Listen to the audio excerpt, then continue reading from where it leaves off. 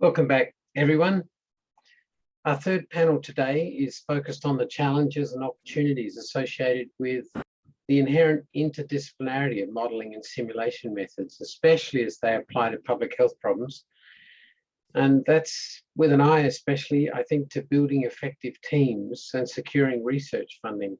The interdisciplinarity in this case, it's not just a label that you paste on something saying we're supposed to work in an interdisciplinary way. It's absolutely critical for effective work in computational simulation. I'd like to welcome today's presenters. We have Saikou Diallo, who's the Research Associate Professor at the Virginia Modelling Analysis and Simulation Centre in Old Dominion University.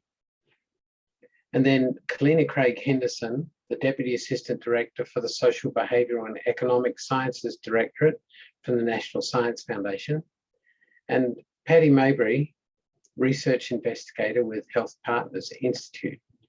I'd like to remind you today that the session is being recorded and it will be posted at the Hariri Institute's YouTube channel later this week.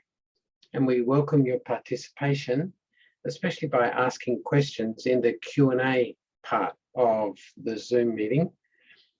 We'll hear all three speakers before we turn to those questions. So it might be helpful if you identified your question as being for a particular speaker. And the chat function will be turned off. So then, let's begin. Saikou, you're up first. All right, thank you, Wesley. It's indeed a privilege to be here and to have the opportunity to share and to be on such an esteemed panel. So I'm sharing my slides. Wesley, can you let me know if you can see them? We're seeing the presenter view. Now we see the correct view. Well done. Perfect. Thank you, and thanks to my colleagues on the panel and to the audience. So my thesis today is echoing what Wesley said about radical multidisciplinarity, is to argue that in order for us to be able to tackle the truly big problems, and I put public health in that category, we need to leverage what every discipline has to bring to bear. And we need to do that as early as possible. This might not be true for all problems and for all people working in the academic circles, but certainly for big issues like climate, migration, et cetera, I think simulation has a role to play, but only as a tiny part of a bigger whole. So I'll try to expand on that and share my experiences as the chief scientist for a research and development institution that is part of Old Dominion University, but also in my current role as a DARPA science advisor. So with that, very quickly on the center, the point is not to give you kind of a pitch on the center, but it's to highlight that Vmask was founded to support the Department of Defense. But down the line, in the next 10 to 15 years after its creation, it grew to apply to all kinds of areas, from homeland security to transportation to healthcare, medical, et cetera, et cetera. I started working here in 2003. And it wasn't until 2012 that I actually worked on something that was non-military. So that's just to give you an example. But quickly, as the world expanded, we realized that it was important to have a strategy for hiring, for developing teams that could tackle these complex problems, because the size and the number of interactions and the amount of feedback made it quasi-impossible for a single discipline and a single group to tackle it. So with this, in this center, we had 33 faculty, and these faculty come from all areas, from healthcare, social sciences, obviously engineering, computer science, mathematics, etc. And we're in the same environment, and we all work on collaborative teams and shared students and resources with simulation as the common point. Here, a quick synopsis of the types of things and the people that we have. Again, the point is we have this center that have all of these different disciplines. So it's possible, it's doable, but I want to talk about how to actually expand on this model to tackle this next generation of problems. So with that, I want to set up a little bit of a background. So I know that Hariri, we're trying to work on the intersection of public health and simulation, but I would like to argue that the role of simulation and the role of research today is very different from what it was, at least when I started.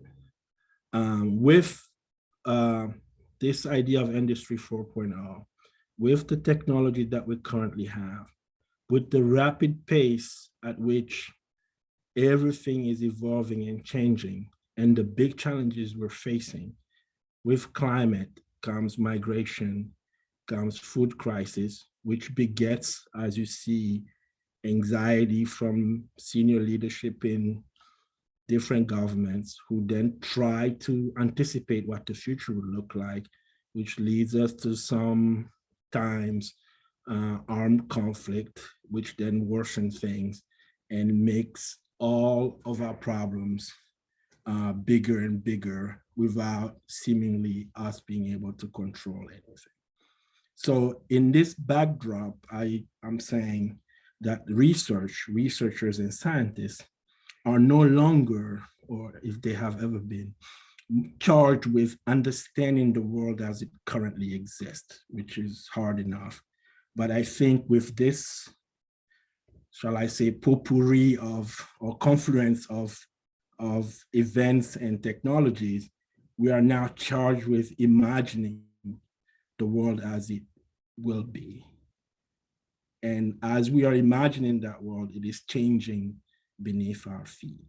And so the research has to adapt to the technology while at the same time imagining what the impact of the technology is going to be. So this is very difficult. It's very dynamic. I'm saying this dynamism is reflected within the research itself.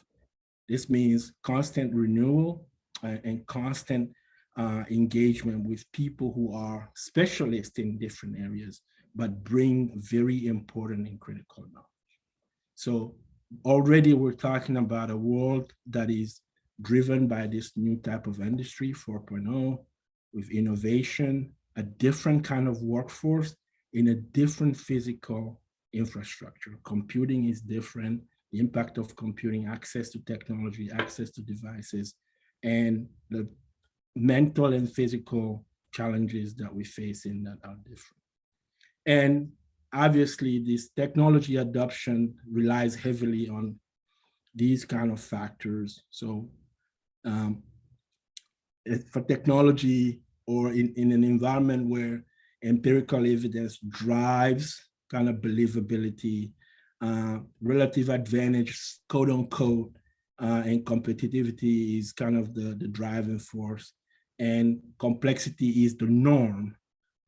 We can only rely on triability, and we can only rely on things that allow us to imagine the world as it's going to be to help us make better sense of things. And this gives an essential and important prominent role to simulation, but also a heavy responsibility to simulationists to make sure that they're including everybody else in this journey, because obviously they are the ones that are the custodians of the tools that allow us to tangle with this thing. And I'll close this in this backdrop by pointing out that if you think we have time to think these things through and kind of come to grips with it, I would say think again. It is going to be very fast. It's going to be very chaotic, and it's going to be extremely impactful, leaving us to deal with the consequences of where we are. So within that backdrop, I wanted to say, okay, now we have Hariri trying to do this activity. We have everybody who's trying to do research and collaborate and tackle these big problems within this highly dynamic, seemingly decentralized thing. So what are we really after? What are we being asked to do? We're being asked in this very challenging environment to turn data into insight. And essentially the role of simulation, some argue, is to generate data. Others, like myself, argue that the role of simulation is to create a value chain that transforms data into insight. And the different methods, including the quote unquote artificial intelligence class of methods, fall under that category of value chain creation. And with that, I apologize. This was bound to happen. We have to deal with computation that used to be very challenging to have, but is now almost too easy to obtain. We need to deal with that issues of interoperability, collection, storage, and access. And then obviously with all that data and then that value chain in the end, the product that we have to get out is this idea of analytic, or the idea of insight, intuitive quote unquote insight that we provide into a complex problem. This then means we have to worry a lot about the experiences, about the aesthetics of presentation, which means we have to talk to our brethren in the English department in scientific and technical communication to be able to not only generate data, add value to it by analyzing it, but also give meaning to it by talking to people in the humanities and being able to present it by talking to people in the science. So how do we do that? How did we try to tackle that at Vmask? Well, the central observation is that rather than go by discipline, it was important to put the problem at the center of the collaboration. So whatever it is that we're trying to solve becomes more important than our disciplinary biases, so to speak. And so here in this triangle of virtue, I'm putting modeling and simulation, data, humanities and social sciences, and obviously healthcare, medical, as a way to surround the societal problem with everybody bringing in their contribution. And the bigger thing that we had to realize was that while we were in modeling and simulation, and I want to emphasize modeling and simulation, not modeling then simulation, or modeling or simulation, we have to recognize that modeling in terms of philosophy of science belongs to everyone, belongs everywhere. We engineers do not own modeling. We are not the sole custodians of all of modeling. So here I'm trying to show everybody does modeling. Everybody has a language. Everybody has canons. Everybody has structures and ways that they train and teach their students to become, to get mastery in their domain. And what we need to create is a common language so that we can all work together. And finally, this is kind of near and dear to my heart, this idea that we will be able to tailor our solutions to one group or another in the face of the level of complexity that we have will not allow us to be successful.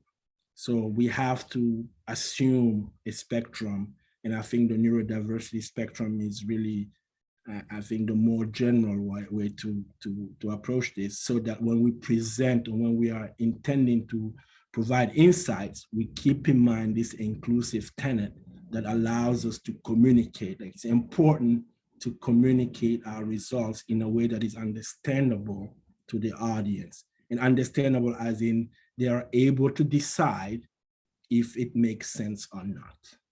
And to me, that's what I'm being very narrow. I'm sure Wesley will yell at me later, but that's in a computer, simulationist viewpoint. If I can get you to say, no, that was useless, I count that as a win. What I don't like, or what we never want, is, I don't know, might be true, might not be, I don't know, it's not useful. So we have to be able to operate in the spectrum.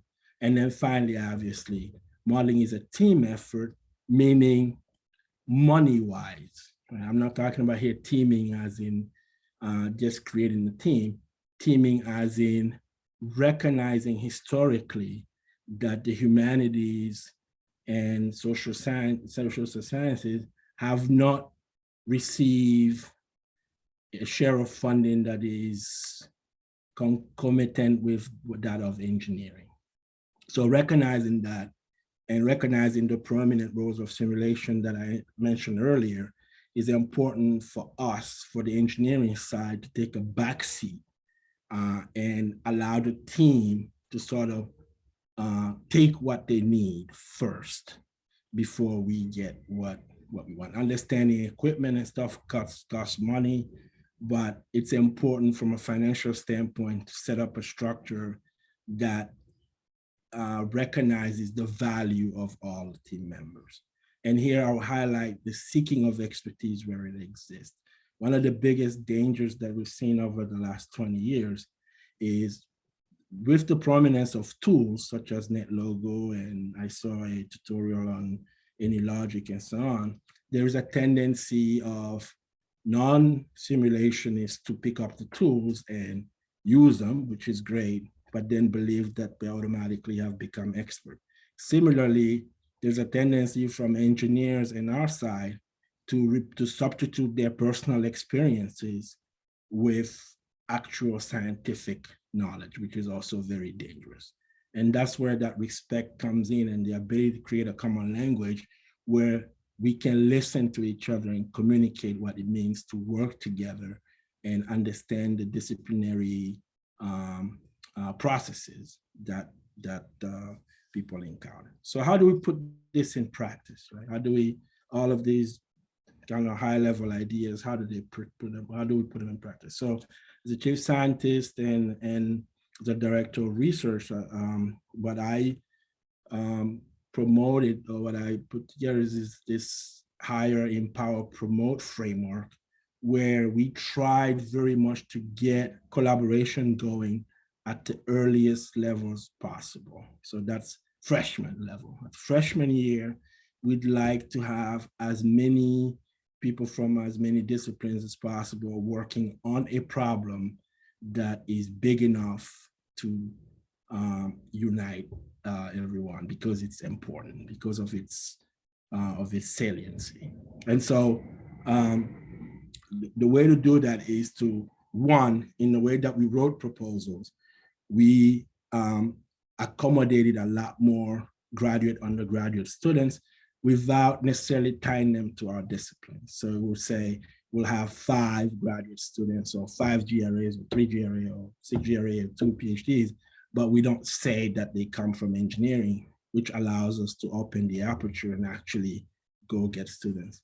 Promote getting teams of students in that sense works really well. Also, in terms of our hiring practices, being able to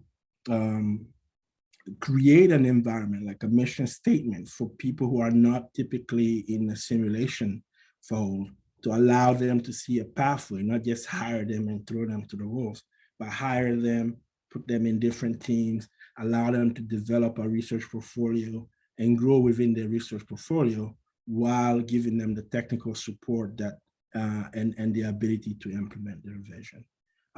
This notion of mentorship is where a lot of that hinges upon, and that's a two-way street, where we have to find people that were willing to mentor and people that were actually willing to be mentored. Not easy, lots of friction, but I'm saying the lower we went the easier it got. It gets very difficult when everybody is already capped and super. So in terms of proposals, I really, two things, and I'll close on this, I want to encourage is this idea of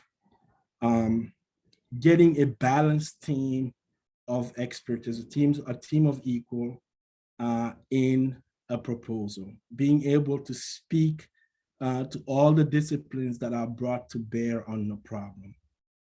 I review on a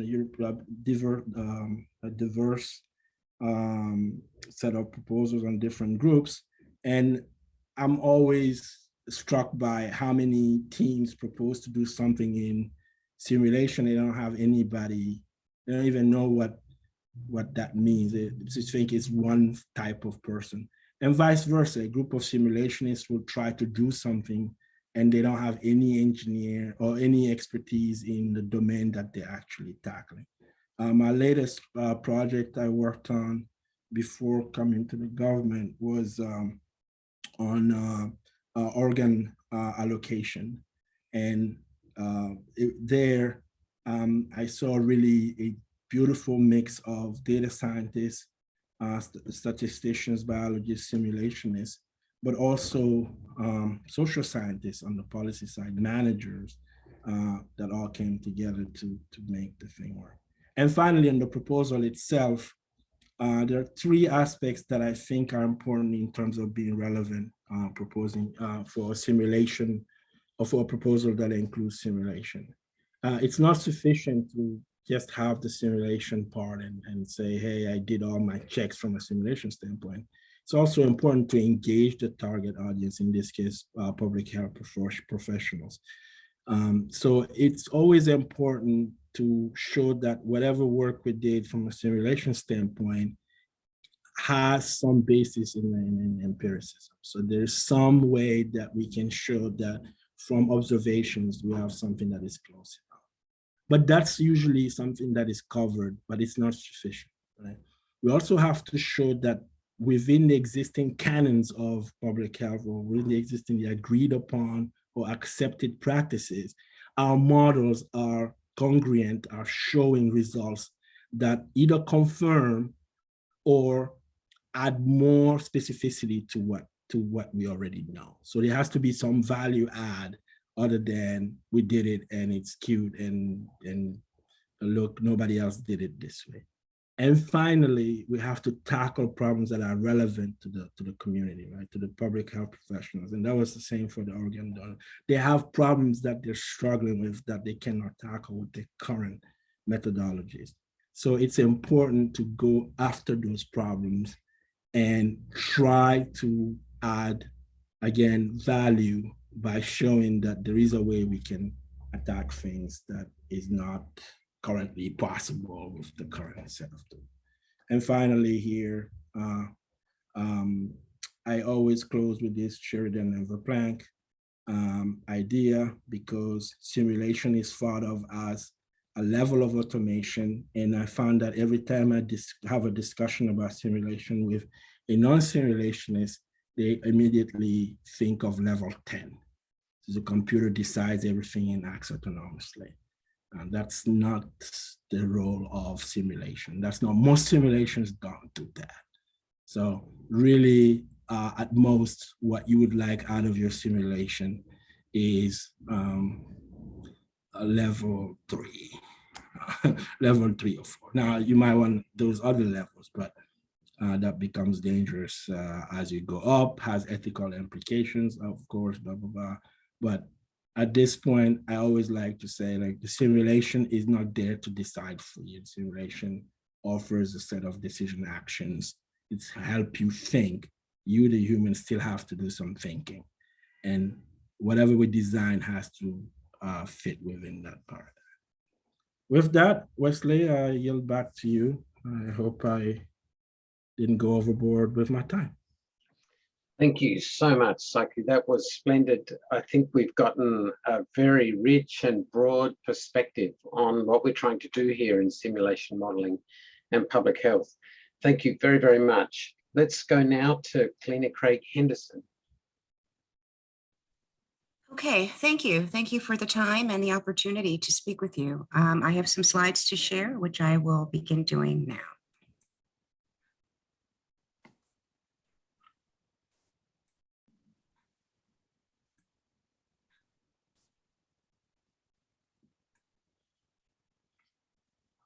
Okay, can you see those? Someone? Can someone acknowledge seeing? We Yes, see the presenter view. We just need to get Got it. I'm getting there.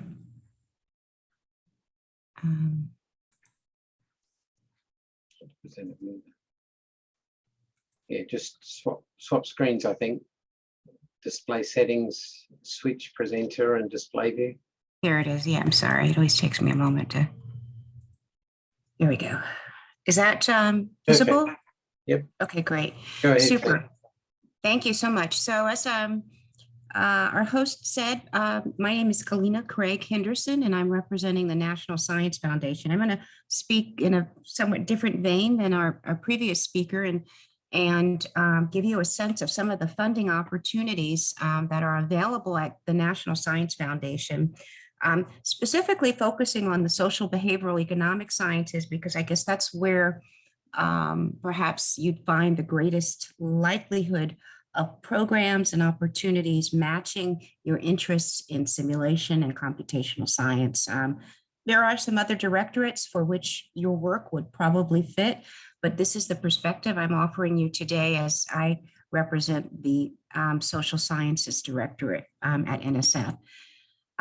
Most of you are probably familiar with the National Science Foundation, but I understand in talking to the organizers that given your interest in public health, most have not actually engaged with the National Science Foundation.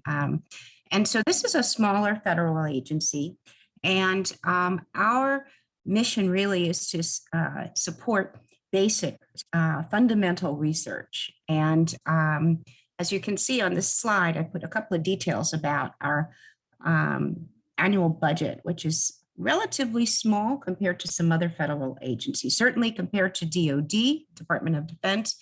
And just to give you a sense of its size, it's about a fifth the size of the National Institutes of Health. So that's, perhaps a way to orient our size. We fund approximately 24% of the fundamental work that's conducted at American universities and colleges. That number shoots up to about 65% when you think about the social behavioral sciences. So within the social behavioral sciences and the research conducted in that area, NSF supports about 65% of that work. We are led by a director who has been presidentially appointed. Their terms are generally about 6 years, the directors. We are happy to have welcomed the latest director, Dr. Panchanathan, to NSF about 1.5 years ago.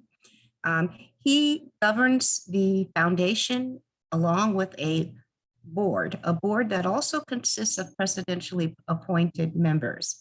And so together they provide the governance of the organization. The director is internal and the board is outside of the foundation. NSF is organized around thematic areas, much like you'd find at a university campus. So you have directorates, large directorates that consist of funding opportunities where there's a common disciplinary basis. And in some cases, it's more multidisciplinary, as in the social, behavioral, and economic science directorate that I've highlighted here, which I'm representing. But you can see that there is a broad swath of sciences and engineering that is covered by NSF. And then the last bullet here I have on the left-hand side refers to our newest, most recently established directorate, which there's quite a bit of buzz and excitement about. This is called the Technology, Innovation, and Partnership Directorate, and it's really meant to provide cross-cutting foundation investment opportunities. So we are hoping to partner with the TIP directorate in SBE, as is most of the other directorates as they develop and evolve. They are focusing on creating innovation throughout the nation, and have recently released a solicitation for regional innovation hubs. So this is just a really quick overview of the kinds of opportunities across the foundation. And now I'd like to shift gears and talk a little bit more detailed about what exists within the SBE Directorate. Before I do that, I just point out that the foundation also consists of several large offices, and those offices basically enable us to make the awards and the grants that we do. They provide us with the services and the facilities to be able to do the kinds of things we do. And these are offices concerning our public image, how we engage with our stakeholders, members of Congress, General Counsel Office, an Office of Integrative Activities, which spans the entire foundation in terms of the funding opportunities there. You might have heard of some of the funding opportunities there, such as those for EPSCoR states. EPSCoR states are those that have been identified as being in particular need of investments in research, and they are eligible for certain kinds of funding opportunities that we make available, and the Office of International Activities oversees that. We also have an Office for International Science and Engineering, which has varied over the years in terms of its productivity and engagement with the global landscape. Prior to my current position at NSF, I served as the office head for one of our regional offices, which at the time was located in Japan. That was our East Asia regional office, and I served as the office head there. At that time, we also had an office located in Beijing and Brussels. During the last presidential administration, those offices were shut down, and we're in a new world, a new era, and we are looking towards evolving our international portfolio once again. And then, of course, we have a large Office of Diversity and Inclusion, which is dealing with a number of the contemporary issues today around equity. Okay, so let me go on. And, our focus in the SBE Sciences is about creating investments and helping researchers to carry out work that provides solutions to improve the quality of life. And this is broad. This is obviously a broad prescription, but this is what we hope to accomplish within the directorate and within the funding portfolio. We are currently managed by the following individuals. We have a fairly flat organization within NSF. As I said, I'm the acting assistant director, and I have a deputy, and then there are 3 divisions. And each of those divisions contains a slew of programs that are likely to be of interest to many of you in the audience. One division is the Behavioral and Cognitive Science Division, and that contains many of the psychology-oriented programs, cognitive neuroscience, social psychology, anthropology, archaeology, linguistics, programs like that. And then the Social and Economic Science Division is also chock full of programs, and in fact includes a number of, in addition to the core programs like sociology, economics, includes a number of interdisciplinary programs, programs like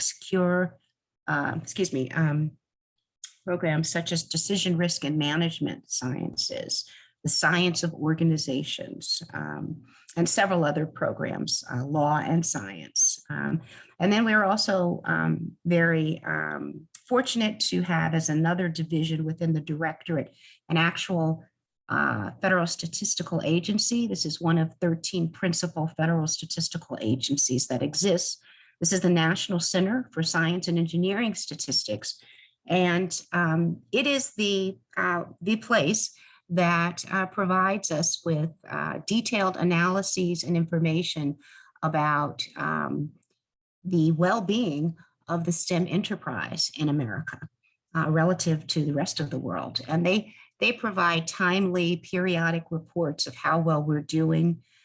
How well are we incorporating the perspectives of women in science and the perspectives of people of color and underrepresented minorities? They are the go-to place for this information. If you've completed an advanced degree, your data at some point in the completion of that degree is in their warehouse of data. They have the leading data source for that kind of information. So very valuable. And then we also have an Office of Multidisciplinary Activities, which is more of a virtual office, but it's the place within the Directorate that oversees our postdoc program, as well as our program for undergraduates, research experiences for undergraduates. And I just put this up here because the National Center for Science and Engineering Statistics is so important. And they do provide this report every other year, which some of you may be familiar with. I know that many universities use the data in these reports to benchmark their own progress. But this is the cover of the most recent report. And we'll be expecting another one in the following year. But this is the kind of information that is available within that report. At the start of COVID, there was lots of discussion and requests and concerns about what we could do as a federal funding agency that was not directly in the space of health. We have clearly defined boundaries from the National Institutes of Health. Now, we work collaboratively in many ways, but we do recognize that there are distinct differences in what our mission statements are. And so, given all of that, we're still able to be responsive in the face of the pandemic. And to that end, we accepted and funded a large volume of rapid proposals. Rapid proposals are proposals that investigators can submit to the National Science Foundation when they have an idea that is time urgent, for which the data will be ephemeral. So, we often review proposals in the wake of natural disasters, like a hurricane or some kind of flooding. We'll see a surge of proposals come in focused in that space.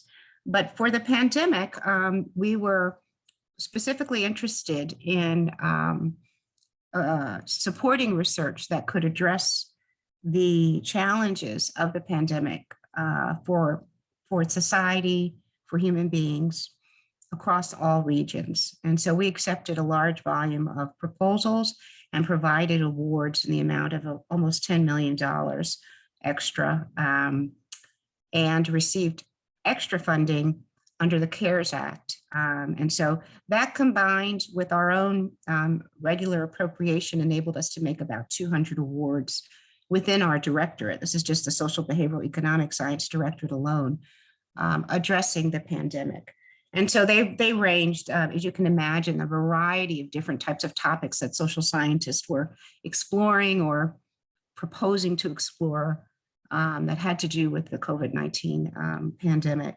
One example was an award that we ultimately made to the University of Memphis, and they were looking at some of the differences in employee outcomes as a result of the pandemic and the shift in the labor, in the way that the workforce was working, whether they were working remotely and or not, and so on and so forth. And so we have quite a bit of studies that we've supported for which we're waiting for some of those findings at this point. I'd like to also share with you, because of this emphasis on convergent work, the previous speaker highlighted the way that many of the solutions to today's problems, particularly those that we see as intractable, those intractable problems, things like climate, yes, things like migration, and things like equity, social justice, all of those types of issues are large-scale issues. And we are, we recognize that it is impossible to solve any of those problems from one disciplinary perspective. And that the only way to do so effectively is to bring in the perspectives of different disciplines and different areas to work together on these issues and these problems. And so that served as the impetus for our establishment of our 10 big ideas. These were rolled out as early as 2015 and later, and they are still with us, although we will be sunsetting a few of them in the next fiscal year. But these were meant to help leverage the kind of research that researchers were already engaged in, but to hopefully move this up a scale, to scale up what we were doing and to create greater degrees of impact with this work. And they were big ideas because the awards themselves, well, we devoted $30 million to each award each year. And so that's a pretty significant investment. And these ideas ranged the span of sciences supported by NSF. They were bold questions that have succeeded in driving our agenda over the past 5, 6, 7 years. And I've circled those big ideas up here that were of particular interest among, have been of particular interest among social scientists in submitting proposals. So harnessing the data revolution, and this is actually of interest across the foundation. All of the directorates at NSF are engaged in this big idea, not surprising. This is about data solutions and data questions and ways of doing and archiving and treating data, storing it, analyzing it. And then the other big idea that I think has garnered quite a bit of interest throughout the foundation and for which the social sciences have been a lead is the work at the human technology frontier big idea. And we actually rolled this out before the pandemic, recognizing how the future of work is changing with the new technologies that we have available to us. We are working differently. Not always better, but certainly differently, and in ways that are likely to change our lives and our work lives and our quality of lives. And so obviously the pandemic has changed the importance of this and really heightened the value of this particular investment idea, because the pandemic really created a change for all of us in how we work. And so this big idea has been a very productive one, and one that we will continue to invest in. Navigating the new Arctic, that is a big idea that has, among other things, interest in supporting work that advances our understanding of the impact of the changing climate in the Arctic region and the implications of that for the rest of the globe. It's not just the Arctic area that's impacted by climate change, but obviously the entire globe. And then the other circled one is the understanding the rules of life big idea. This is give a nod to our colleagues in the social behavioral sciences who are looking at some of the biological, neurological, cognitive neurological patterns in behavior and human functioning. This big idea actually will be sunsetting in a year or so. Okay, so those are the big ideas. They're all requiring investigators to submit proposals with teams of investigators. So not necessarily 5 and 10 and 9 people, but showing that the proposal reflects a convergent approach to doing this work. That is to say, multiple disciplines are involved in solving some recognized problem or making some identifiable improvement over an existing process. So convergence is key, as is the case in the process ideas. these are a little bit different, and I'll just mention one of them in particular because I'm engaged deeply in this, and that is our includes big idea. And this happens to be our way of leveraging the investments we've made over the years in broadening participation in STEM to, in fact, cover the entire nation. We haven't always been successful at that, but the Includes initiative is aimed at broadening participation in STEM across the entire nation by helping to build up alliances that are then connected to one another, and so on and so forth. And that has been a successful effort to date. I just very briefly want to mention that we also have a number of cross-directorate research opportunities that these are funding opportunities that are always with us. Well, for the most part, they are not in a limited time frame like we anticipate with the big ideas, for example. These are our ongoing standing cross-directorate opportunities that also typically require, well, they don't necessarily require, but the most competitive proposals are those that come in with multiple perspectives. So if you're submitting a proposal to the Secure and Trustworthy Cyberspace competition, it makes sense to have a proposal that's being submitted by a computer scientist linked closely with a social scientist. In fact, it's not, your proposal's probably not going to be so successful if you don't have that kind of linkage. Similarly, these other types of competitions are also likely to benefit from the interdisciplinary collaborations among investigators in the proposals. And I can say more about any of these in a Q&A if you'd like, but I have limited time, so I won't.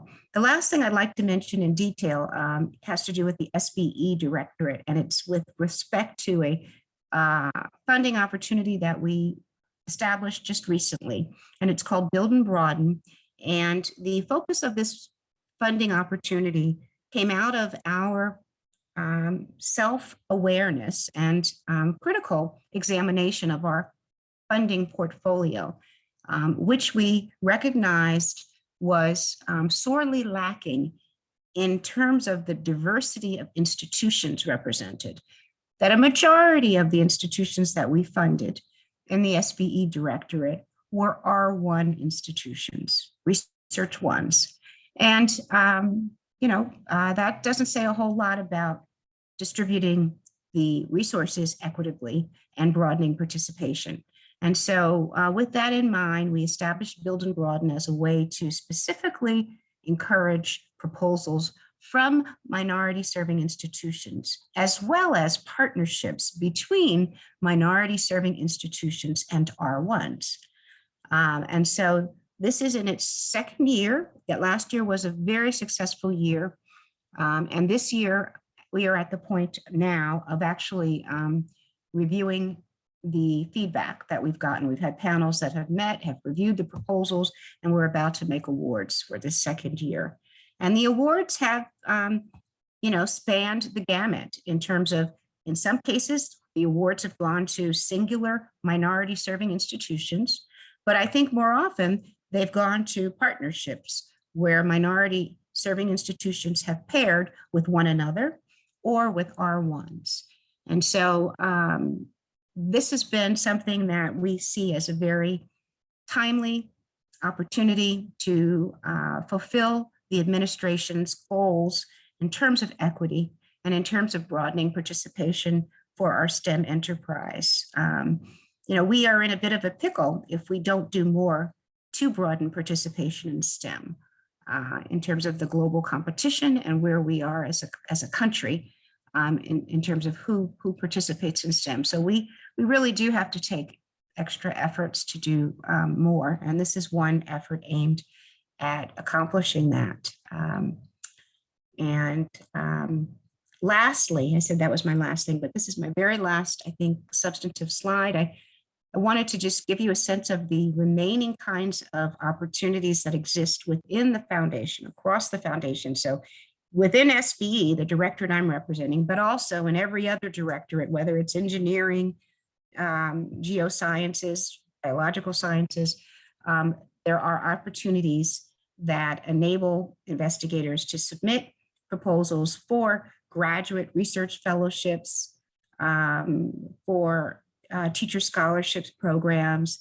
And I've asterisked the last bullet here because that's the standard award most people think of when they think of submitting a proposal. And that's the bulk of the kinds of funding that we provide. But these other ones can be useful. If you're an investigator, an established faculty member, and you have doctoral students who need to get out in the field and collect data, the Doctoral Dissertation Research Improvement Grant is a good mechanism for that, and one that can be very useful. So these are just some of the other opportunities available. At NSF, when we invite you to submit proposals, we try to commit to our 6-month window of time. And we're pretty good about that. We call it a 6-month dwell time. And that means that from the time you submit, you push that button to submit your proposal, to the time that you get feedback, we commit to giving that to you in under 6 months.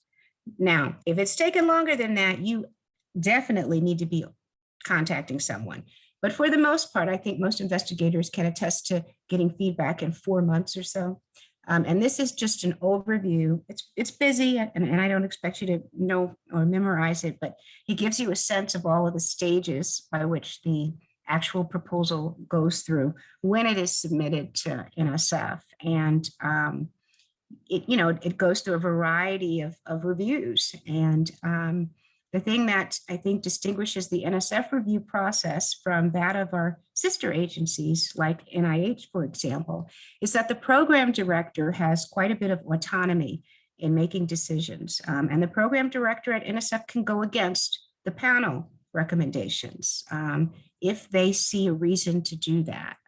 Now they'll have to get their division director to concur with them about that and sign off on that disagreement with the panel review, but that is something that is the norm at NSF. And that's because we believe that we hire people who have the expertise to make certain decisions and to be aware of what the portfolio looks like. And it may be that, yes, the panel gave all high marks to this proposal this year, but the program director recognizes that there are, 7 other awards that have been made in that space this year. And so, we don't want to have any redundancy.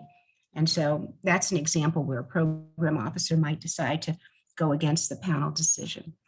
Anyway, I hope this has been helpful, and I'm happy to answer any kinds of questions. I know I went very quickly through this, but I wanted to give you an overview. So thank you, Kellina. Appreciate it. So look for questions to appear under the Q&A. If things show up there, you might be able to intercept them yourself. So Okay. now let's move straight on to Patty Mabry. So good of you to join us. Really appreciate that. Looking forward to what you've got to say.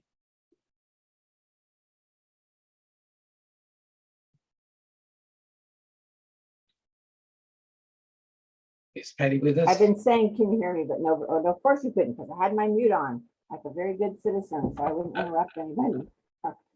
Can I say one thing before I begin? Well, first, I guess I need to turn on my camera. That would help. Okay. And then I wanted to say something about the last speaker. Thank you very much for that. And I was going to just be one of the people that attests to the fact that you can get your funding that fast, because I did, and I got my funding from the SBE. And so I'm grateful for the funding, and the process was lickety-split. Thank you. Okay. So I am going to be talking today about model specification and threats to model specification. I think you need my slides to show up. So that means I need to do the share screen. Yep. And my screen is up. While you're working on that, let me just say that from our perspective, model specification is one of the most important processes that applicants for funding need to get right, because a properly specified model is a model that could be understood and funded and otherwise not. So we see these last 2 talks as deeply connected. This one, I mean, and the one from Dr. Craig-Hendersen. How you going, Patty? Have you figured out how to show your slides? Yes, but unfortunately, I'm trying to figure out how to do the slideshow part from the beginning. There we go. Are you seeing Okay. that? We're all set. Take it away. And you have that at 20 minutes. Let's go. All right, thank you. Thank you very much. I'm pleased to be here. The title of my talk is Threats and Opportunities in Model Specification, the linchpin of public health problem solving. Making good happen comes from our company's, I think it's their former tagline was make good happen. And that's when I was hired. It's now Partner for Good. But either way, it's all about making the world a better place. And that's what I'm all about. That's my true north. And I think it's all of your true north. You wouldn't be in population health, public health, or at this symposium trying to learn about how to do that if you weren't interested. I will say, let's see, I'm trying to do a time check to make sure I know what time I'm starting here.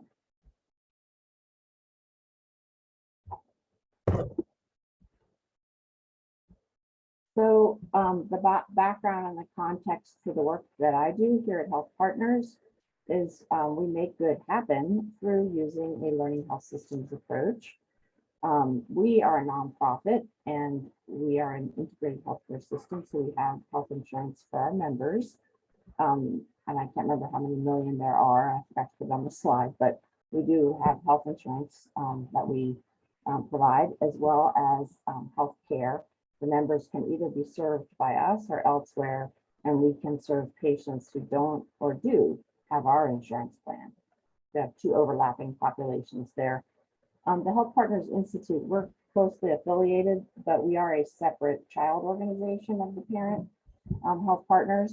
The HealthPartners Institute is also a nonprofit, and our primary focus is to make good happen by, of course, conducting healthcare research. There's some other pieces of our institute, including education, but for those of us in the research division, it's about conducting research to inform a learning health system. So what is a learning health system? A learning healthcare system is one in which science, informatics, incentives, and culture are aligned for continuous improvement and innovation with best practices seamlessly embedded in care processes. All this to say that the research that we do informs the care that we provide and the insurance program, and vice versa.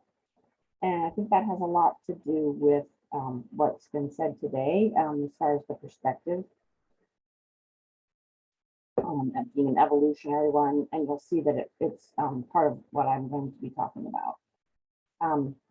So in order to make good happen, research investigators are charged with using our research skills to solve problems related to health and the health of our members, patients, even our outside of our healthcare system, the community at large, and our workforce. And in fact, I am engaged in a project. Nate Osgood is also going to be on that with me. We're putting together the proposal now that will address disparities in our community in colorectal cancer screening and cancer burden. We also care about our workforce and can do work that's related to the workforce. And I also do work that's related to the broader biomedical research workforce. That's my grant from MSF from Saikou Bio. It used to be called Saikou Bio, it has a new name. The researchers are the core problem solvers. So in this talk, I'm going to explain why I think model specification is of vital importance to anyone developing simulation models for public, population health, or anyone engaged in research more broadly. So the this is my infographic that I showed at the beginning of, I think you may have seen when it was sent around. I've modified it slightly just to make sure that model specification is an actual step in there. And so what we normally do is take a public health problem, and whether you're quote unquote a modeler or not, you're still going to have some kind of specification of what that problem is and represent it as a model. And then in our case, we're going to simulate interventions. We might do some other kind of analysis of outputs. and results, and then we interpret those to either come up with an effective solution, or maybe even just a piece of one is most often the case, because as has been discussed, the problems we go after, the problems themselves are just quite large, looming, complex, and difficult to put one solution in that's going to work effectively off the bat.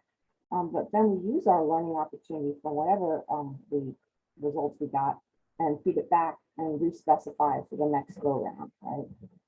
So it is an iterative process.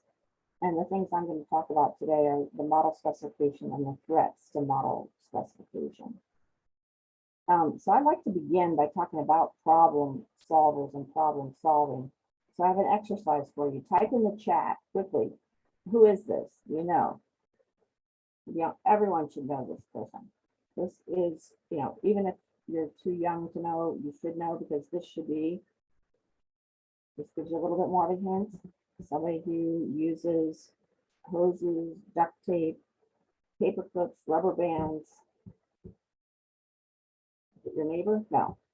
It is a hero and a role model for all of population health research, all of research really, in my mind. What the heck? Who is this guy, and why is he a role model, and why have you never heard of him? He is, I don't even know the actor's name. He goes by the name MacGyver, because he was named after, he's the title character in the show, television series from the 1980s. His name is Angus MacGyver, a secret agent, armed with, and I didn't see anybody put it in the chat, but he's armed with a remarkable scientific resourcefulness to solve almost any problem in the field using mundane materials at hand. And so this became a whole, I guess, meme in the 1980s. I didn't have television, didn't watch it, but I heard about it from everybody else. So even I, who didn't have television, knew who MacGyver was.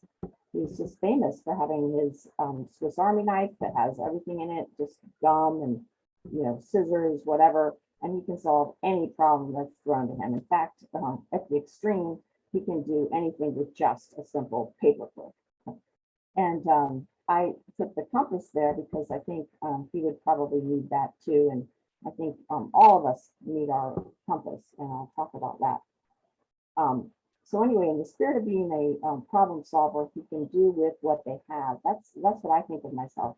When you modeling, and really any problem solving in health, unless you're going to go collect new data, which oftentimes people do, you have to work with what you've already got as a starting point anyway.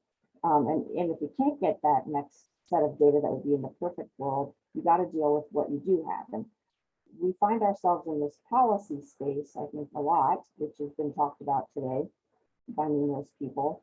And the policy position, you don't often have the ability to go get new data or the kind of data that it would take. So you've got to use what you have or what you can get. And that is going to be what you need to think really deeply about how you're going to use it to make it help you solve the problem, right? To get the most out of your problem solving, just like MacGyver. So what is model specification anyway, and why should you care? Well, model is any representation of the problem and the path to the solution, including mental models, which we're talking about also today. These are sets of assumptions we carry around in our head. I think one of the nice things about modeling is that it does make your mental models explicit. It makes them explorable and explainable to others, and makes them testable. It makes them out there so other people can examine them. That's really important. Sometimes there's really key pieces that are floating in someone's head that other people don't know. So if you don't start with your mental model, you won't always have a full picture. Model specification, as I kind of define it, is the process of translating real world phenomena that we're interested in into a model of some sort. A qualitative model, it could be a systems map, it could be a causal loop diagram, a logic model. It doesn't have to be part of dynamic modeling. It can be a conceptual model that people use. It can be quantitative. It could be a computational model, a dynamic simulation model, a statistics model, agent-based model. These are all, models.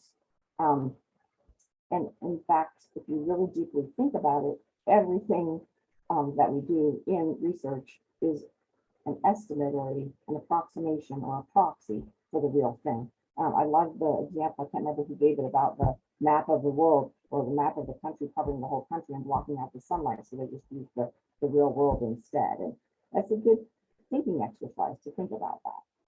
Other people call it model conceptualization. I thought that I was going to include model conceptualization as a part of model specification, but being that model specification would also include not just thinking about what your model is in a abstract way, but also putting the quantifications in there, the parameterization. But it turns out that I think other people think of all of that as sort of synonymous with model conceptualization. The reason it's so important, if you go back to this slide here, you'll see it's at the very beginning. And so if you do something, we may not always do it 100% the first time that we can get to an effective solution.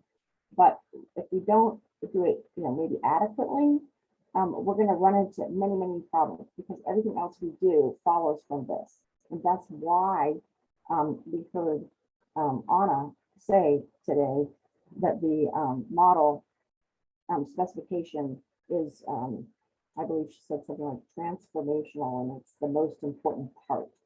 And this is where her thinking about models changed how she did her work. And I'm really thrilled with that, to see her and everyone else who's here today and how far this field has come since I began working in about 2006. So the model specification framework, I'm going to point all of you to, if you don't know about it, you should, and it is the I-SPOR and SMDM, or is it the Society for Medical Decision Making, SMDM, and they publish in usually in medical decision making, and there's a series of wonderful articles in there that cover a variety of topics on modeling. And there is one on conceptualizing a model. The reference is down here.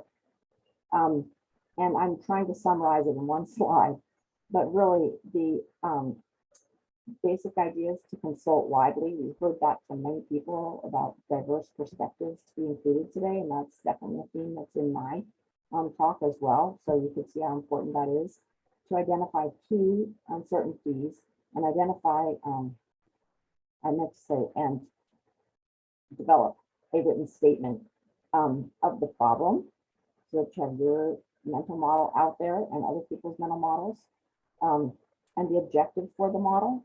That's really important to know why you're doing it. If you're doing it for a different purpose, it could be a different model, even if it's the same topic area, right? And these are the things that will determine the health outcomes that you include in your model. Defining the model, the modeling objectives is an iterative process, and specific objectives may change as the understanding of the problem deepens. So even though you write your objective for the model and the problem, you may, as you begin to understand it better, you may re-specify your model and re-specify your objectives. But just pay attention, because what can happen is you may drift off of the original objective and not realize it. So it's super important to pay attention. Scope. You need to know who your target population is, the time horizon, who the decision makers are, interventions that you're going to include, if any, the data that will be used in the model, and the comparators for outputs, the model structure, and this should be driven by the decision or the problem or the decision problem that you're deciding about, or the research question, and not determined by data availability. So just because you're constrained by data doesn't mean that's going to affect how you build the model. This is in the best practices. The time horizon should be long enough to capture relevant differences in outcomes across strategies. A lifetime horizon may be required. And this is something I have seen a lot of in my reading of the literature. Way too many times people want to have some solution in a short period of time. So they look over a short time horizon, but that doesn't get you there. I can tell you in our field, and I say our because Nate Osgood and I developed this model together for colorectal cancer screening and cancer burden. It was really targeted toward screening, but we wanted to look at the outcomes of the health burden. So a lot of people will tell you, well, you just have to get the screening up, and then we already have evidence that shows improved screening reduces the cancer burden on the other end. But that's, you're making some assumptions there. So we modeled it all the way out over the lifetime, and we're glad that we did. Even though there were other issues with our model specification that we learned from, that one was one that we did very well. We modeled all of our people out through their lifetimes in the model, well, for 30 years of the model, which covers a good bit of their lifetimes. These people were older adults who were going in for, eligible for screening. Model scope, structure, and analytic method should be adequate to address the problem, of course. So here's just some examples of some model purposes there to aid our understanding. So in our colorectal cancer screening, it's to aid our understanding of the drivers observed for colorectal cancer screening and cancer rates and other outcomes of interest to our population, and to support decision making regarding what strategies that we were going to do for screening outreach. Okay, and so just be clear on what your purposes are. Some additional thoughts from me on the specification part. I see I'm running out of time. I would just say, echo what Anna said about dynamic conceptualization. Consider about your heterogeneity of your population, interactions between your entities that you're modeling. Measures is always a huge one. I've spoken about that many times. Hopefully you'll remember what I've said in the past, or you can read some things I've written about it. Stakeholder engagement, we've talked about that, and others have covered that thoroughly today. And near-term and long-term expectations for the model. And I think what I'm getting at there is sometimes people take what you might say is an immature model or a very nascent model that can still do many things, but they're trying to hold it accountable for something that it can do, when it's fully mature, and it's not. So it's very important to get down what your expectations are for the model. As to the threats, I know this was a big thing that people wanted to hear about, and I think it boils down to insufficiently developed thinking. And I've talked about the mental models, the importance of acknowledging them, getting them out there. But there's also just this lack of critical thinking, I feel like, all over science. It's very distressing to me. And failure to think about the system as a whole. These things like dependencies, time delays, the things that Anna talked about. The complexity of the system. You have to think about what might be happening on the dynamic aspects. Could things be actually going worse before they get better? And therefore, if you just map a short time horizon, you think they're just getting worse, not recognizing they could be getting better, or it might be a better before worse scenario. That's what we were facing with some of our colorectal cancer screening strategies that people were thinking they were great strategies because in the short term, they got you a lot of people screened, and you couldn't see the negative effects because you didn't model it long enough. Okay. So some of these quick fixes and low-hanging fruit are not. You have to read Donella Meadows to really fully appreciate it. She's on the next slide. And also reflexive use of prevailing norms. Measures, you're saying, oh, so-and-so uses this, everybody uses this, and we use it because since everybody else is using it, then we can compare our model to other people's models. It'll be apples to apples. But in our case, the prevailing norm was the HIGGS measure, which wasn't designed for longitudinal measurement. And it wasn't designed to compare in the way we were trying to use it. It had a lot of faults with it, and we discovered those when we tried to do our model. People often lose sight of the true north. This is what we've discovered. And doing what someone asked rather than what makes sense, or mistaking the means for the ends, thinking about screening as the goal. No, screening is not the goal. Screening is the means to the end, which is reducing cancer burden. And that's what we had to discover in our model. People all the time will go after their individual career goals. I've got to get another publication.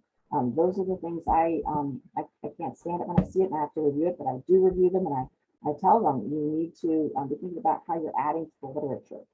There's also practical constraints on time, on people. We've talked about those kinds of things about You also need interdisciplinary expertise, and these are the people that can help you with the difficulties in communication across boundaries.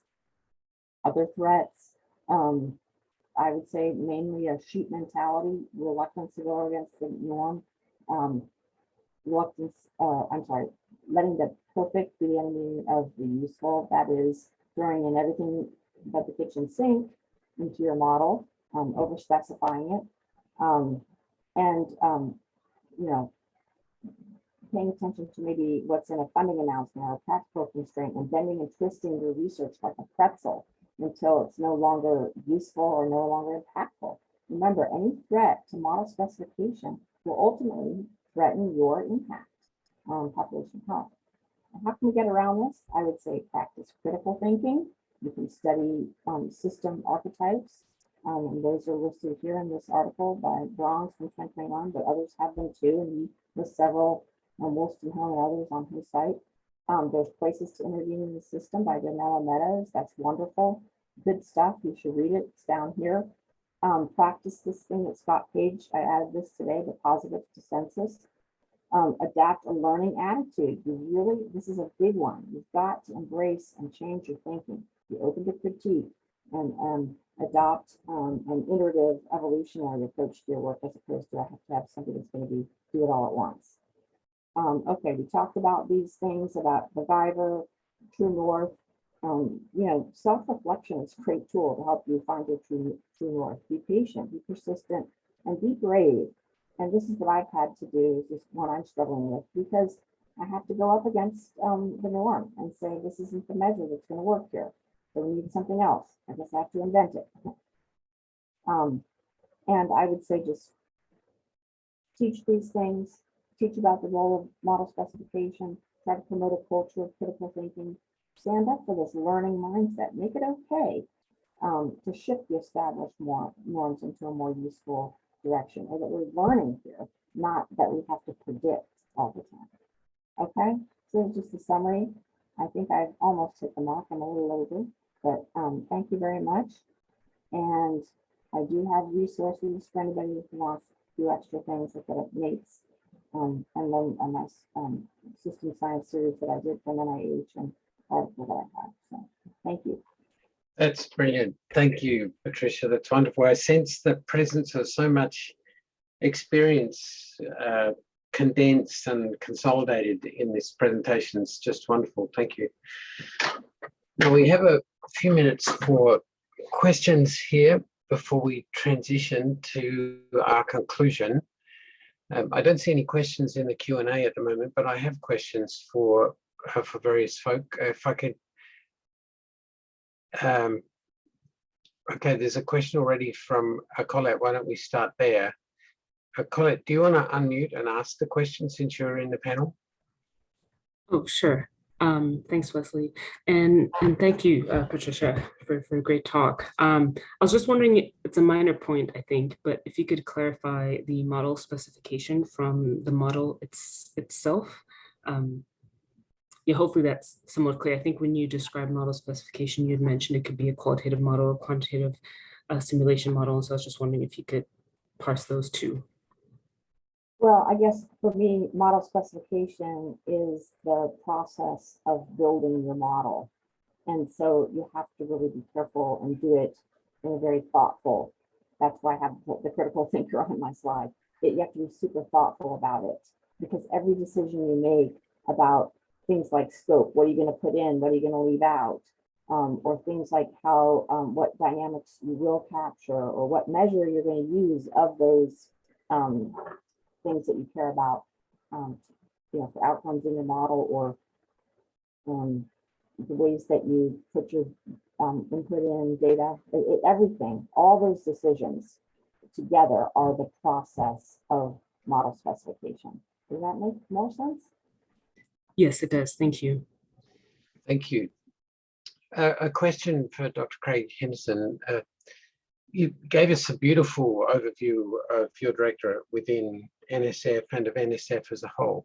I think in this particular group, we're particularly interested in the attitude. Yeah, Patty, could you could you stop sharing your screen? Do you know how to do that? Oh, no problem. I didn't know. Oh, sorry. Do I do new share or no?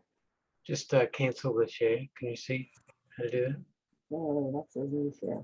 It'll allow us Oh, to stop see share. Sorry, I saw it. Did it stop share? It'll allow us to see people a little larger when they're speaking. So, back to you, Kellina. We're quite interested in what the attitude within NSF is specifically to computational modeling and simulation. No doubt that changes quite broadly depending, I mean, in physics, for example, if you're doing solar system evolution or galaxy formation, obviously no one's doing that without computational simulation, so it's routine there. But I imagine it's still catching on in some parts and maybe including in the directorate where you work most closely. Could you speak to that? Yeah, sure. It is of interest and we are supporting it. In fact, while you were speaking, I was trying to get my hands on the most recent announcement that went out this morning on computational simulations. And it was an invitation for research spanning multiple areas, but I think SBE was figured prominently in the call for proposals. So absolutely, as you said, it varies across disciplines and directorates, but within SBE, it is of interest, and we would be happy to entertain proposals like that. It would, of course, there are specific funding announcements for computational modelers, but that could also be the approach that one uses for a standing core program. So there are options, I think, in how you might submit a proposal. But I think one thing I did not say and would like to just highlight here is that for investigators who are interested in submitting proposals to NSF on any topic area, not just this topic, it's always very wise to reach out to the program director initially. And I would encourage you to do that with a one-page summary, just one-page summary that describes the idea that you have and the methodology that you're using. And they will tell you whether or not this is likely to review well or be competitive. And it saves everybody a lot of time. So that, I think, is the best piece of advice I can give. Brilliant. Thank you so much.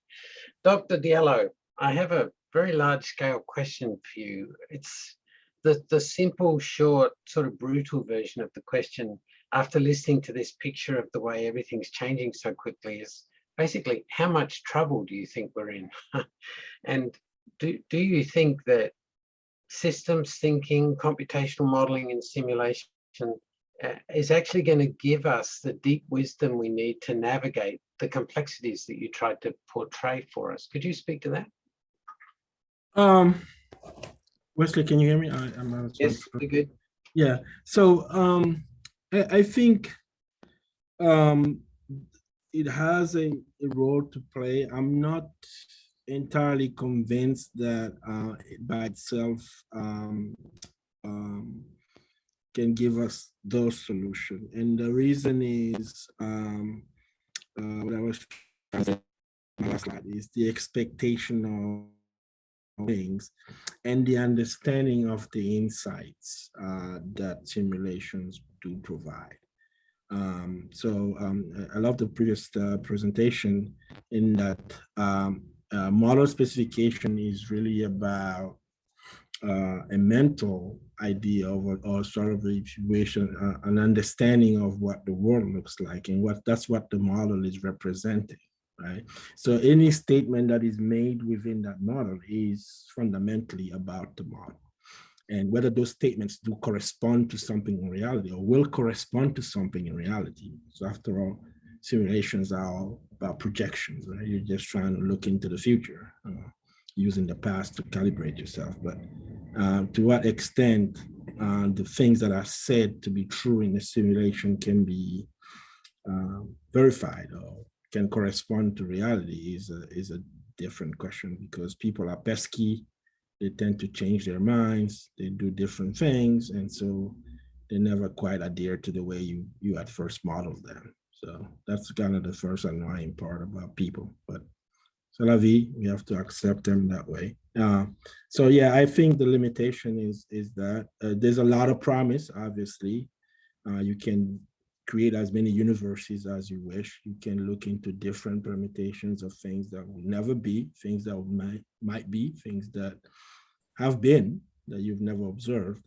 But it's always important to me as I teach simulation and I talk to other people to keep in mind that the simulation world is its own reality and that you live in a different reality. And so you always have to keep those two things in your mind as you investigate, unless you mislead or you're mistakenly thinking that whatever you found or whatever you saw in your simulation is actually reality.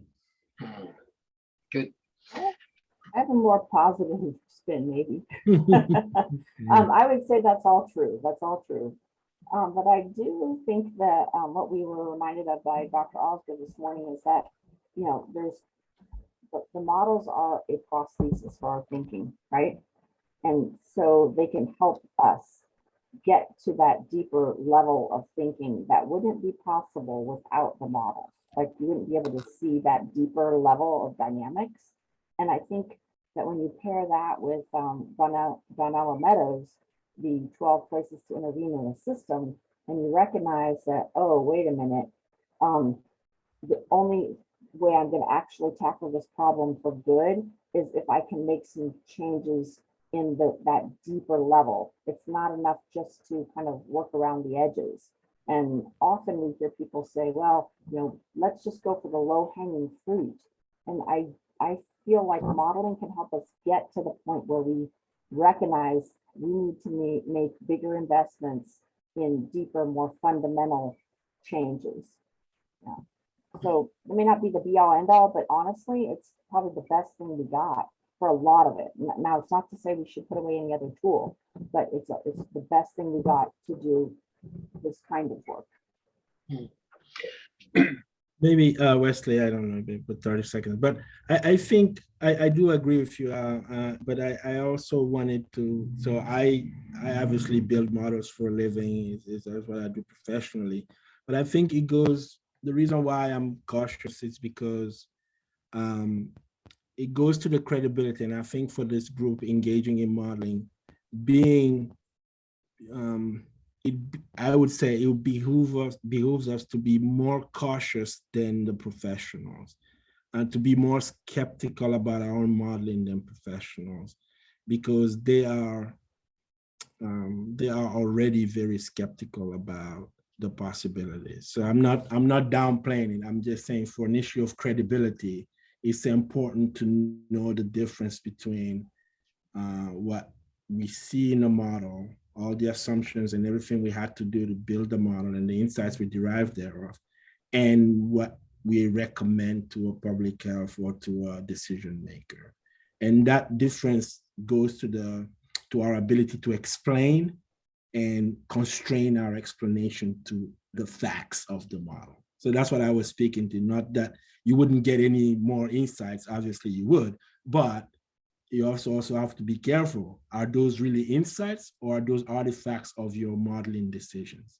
And you have to know the difference, because people know kind of inherently, people with experience know the difference. If you tell them that your model is saying something contrary to their professional judgment, then the onus of explaining is on you. And with most models, you're only limited to the things that you put in there. So I'm agreeing with you and kind of disagreeing, but either way. I see that, and I agree with you too about that aspect of it. Models, they're not crystal balls. They're gonna be able to help you gain those insights, but then it's up to that decision maker to weigh that and think about that and gain that insight.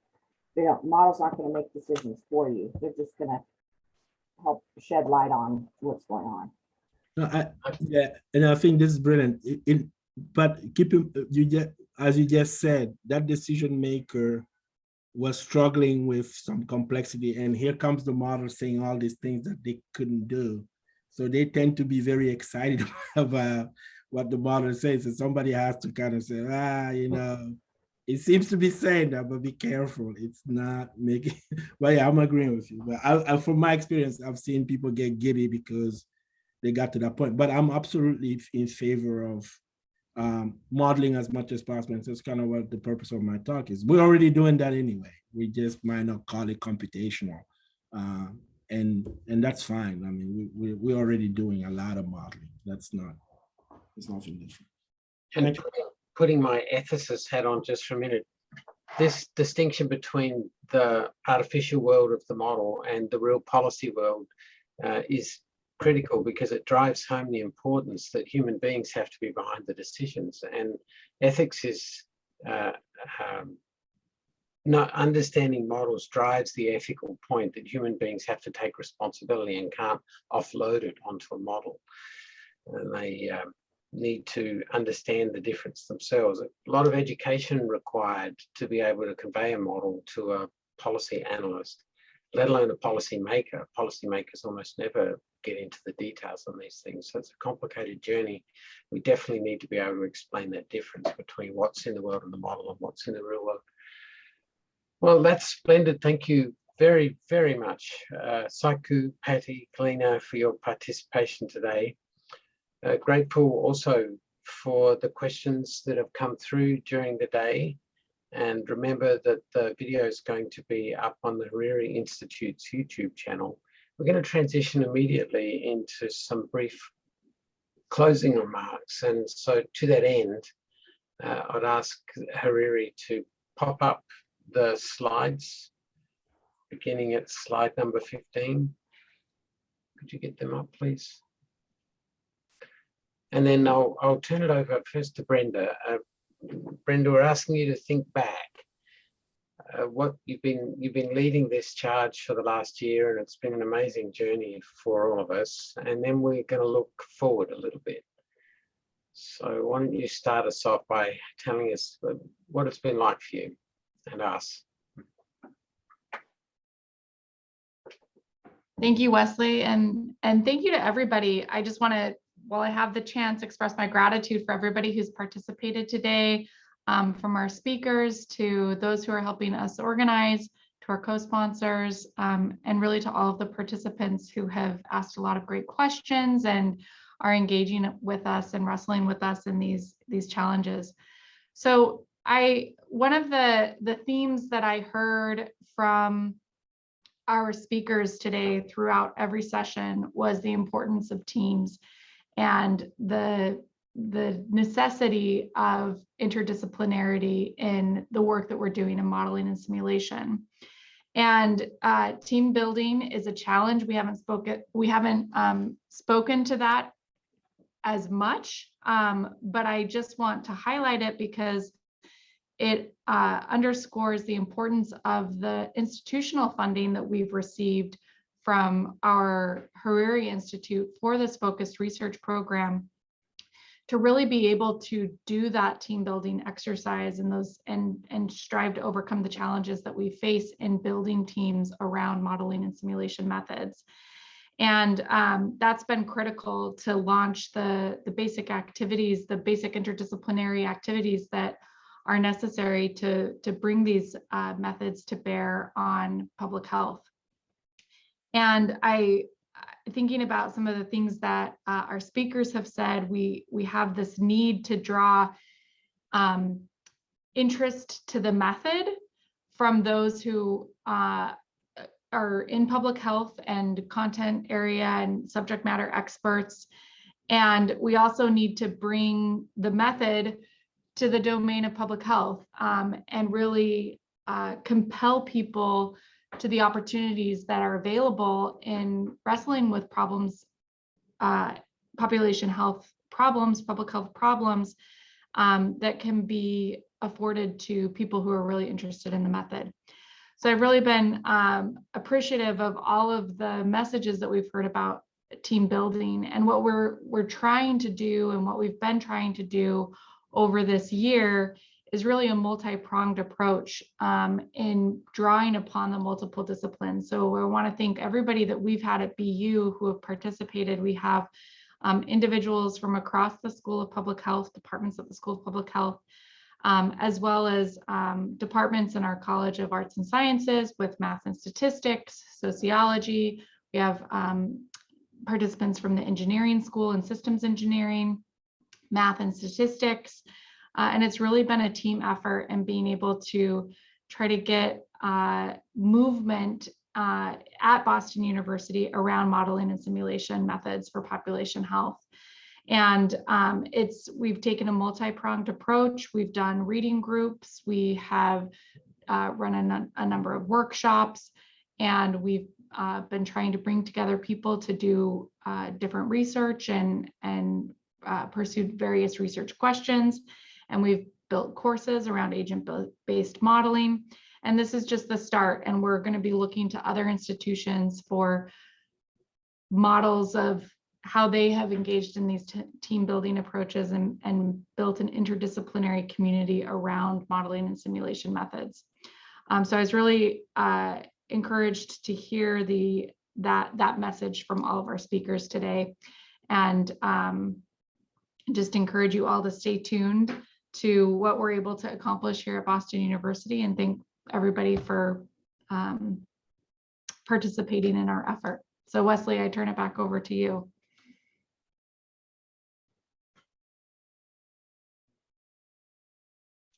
Jump to the next slide. Let's just get you focused just a little bit on where we think we're at as we imagine what we're facing here. The sorts of things that come up over and over again are pipeline, teamwork, institutional investment.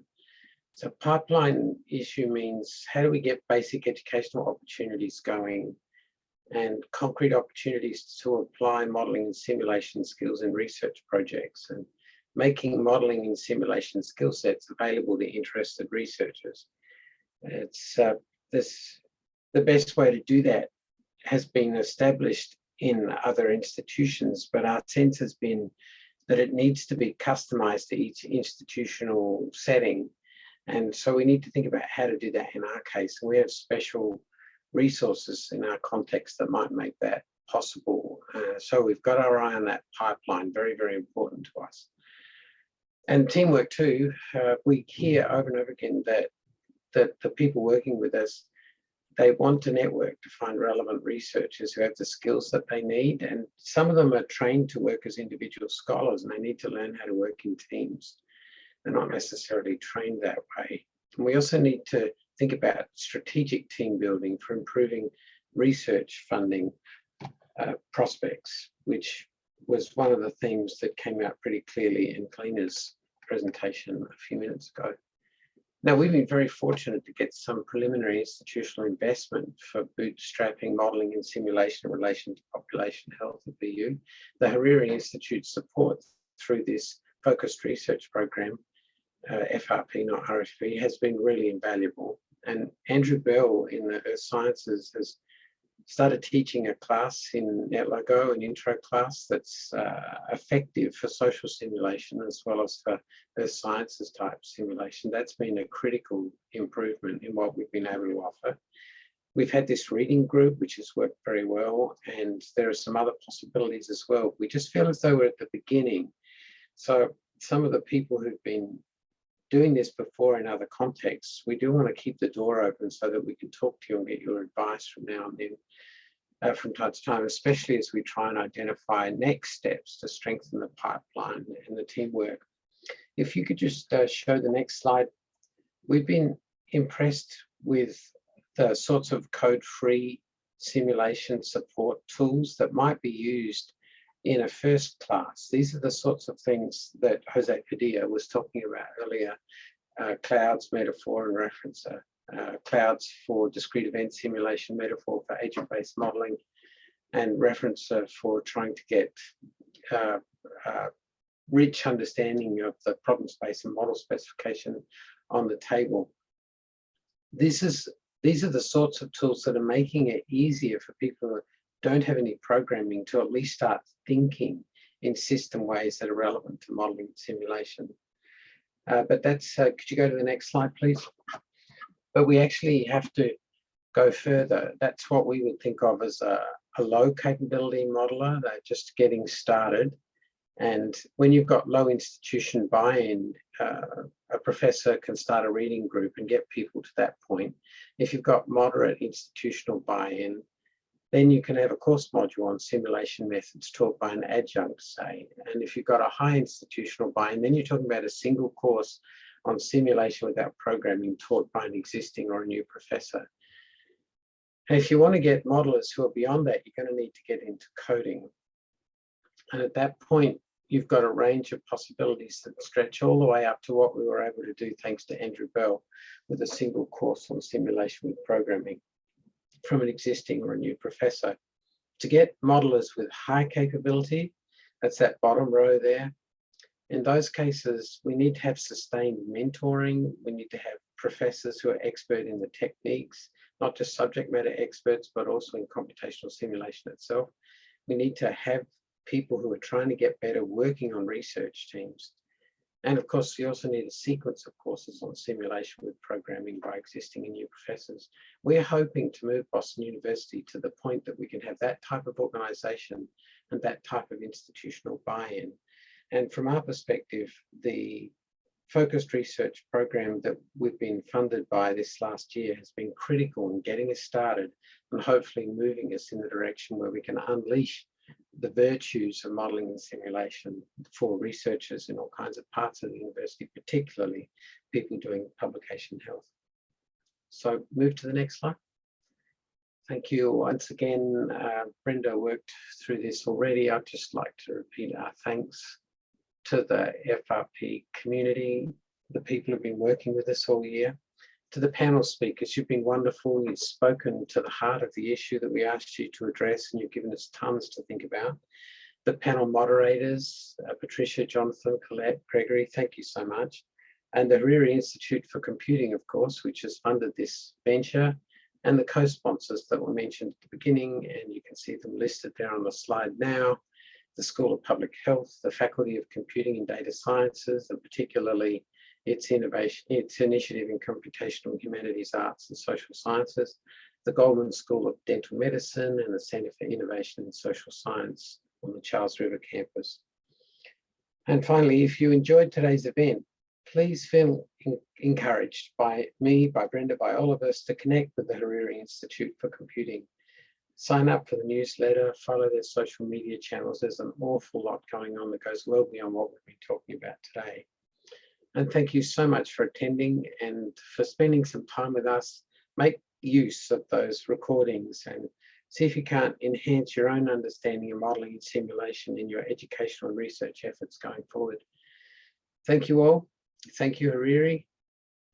Good luck and make the world better.